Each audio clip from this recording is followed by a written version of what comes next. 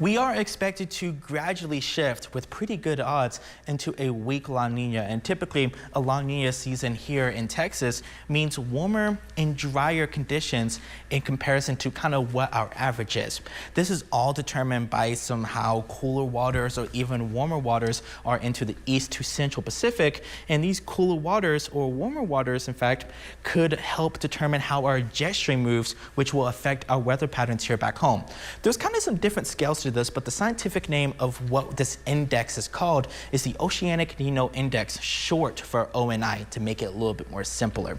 It is pretty much a 3-month average of how our sea surface temperatures differ from kind of a longer range average, so pretty much the average sea surface temperature into the east and central Pacific Ocean. So there was kind of two values, two thresholds. If we're over 0.5 degrees for El Nino, that means we're in an El Nino. If we're below negative 0.5 degrees for a La Nina, that means we're in a La Nina.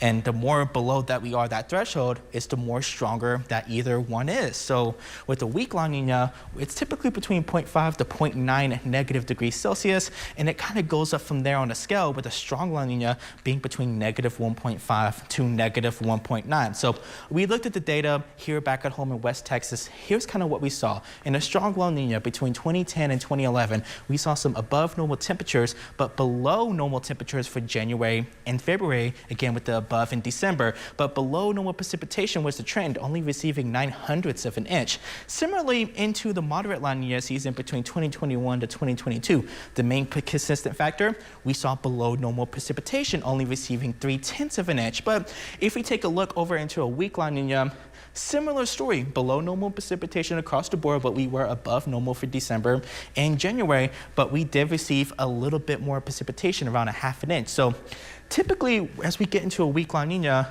it can be a little bit more variable, as we can see, as really the most kind of persistent La Ninas into a fall and spring pattern typically receive the less amount of precipitation. But here back home, we kind of be in a little bit more variable spot. So it doesn't mean we're going to get into just a persistent warm or drier pattern, but it could be a little bit more variable as we head into our winter season.